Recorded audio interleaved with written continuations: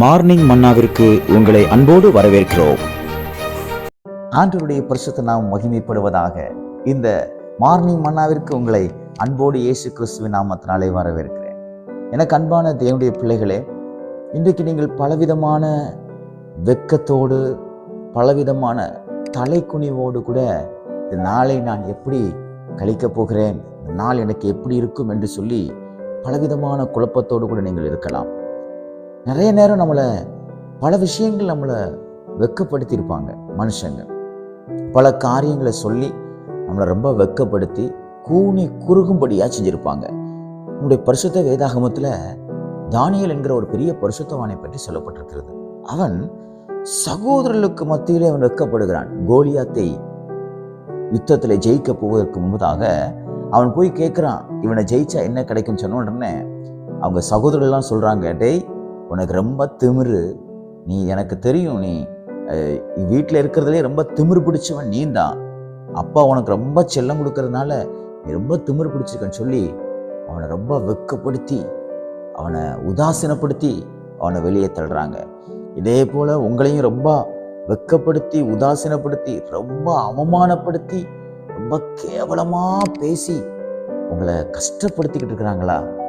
ஏசாயா தீர்க்கதரிசன புஸ்தகம் 61ஆம் அதிகாரம் 7வது வார்த்தையை நீங்கள் பற்றி கொண்டிருங்கள். இந்த நாள், இந்த செவ்வாய்க்கிழமையில கர்த்தருடைய வார்த்தையை பற்றி கொண்டிருங்கள்.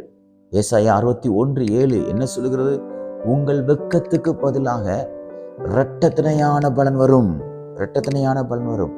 எனக்கு அன்பான தேவனுடைய பிள்ளைகளே, கர்த்தர் நீங்க எங்கெல்லாம் வெட்கப்பட்டீங்களோ, எங்கெல்லாம் தலை குனிஞ்சிங்களோ, அந்த இடத்துல கர்த்தர் இரட்டத்தனையான நன்மையினால் உங்களை நிரப்புவார். இரட்டிப்பான நன்மை உங்களை சூழ்ந்து கொள்றதை நீங்க பார்க்க முடியும். எனக்கு அன்பான தேவனுடைய பிள்ளைகளே, நன்றாக கவனித்து பாருங்கள்.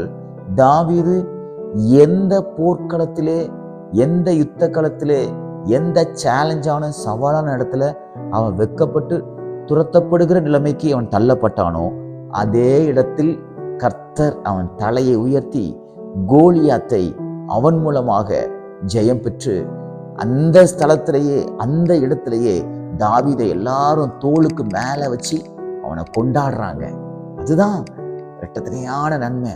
எந்த இடத்துல வெட்கப்பட்டீங்களோ அதே இடத்துல கர்த்தர் உங்க தலையை உயர்த்தி தாவீதை எப்படி தோளுக்கு மேல வச்சு அவனை கொண்டாடினாங்களோ, அதே கொண்டாட்டத்தையும், அதே சந்தோஷத்தையும், அதே மகிழ்ச்சியும் கர்த்தர் தருவார்.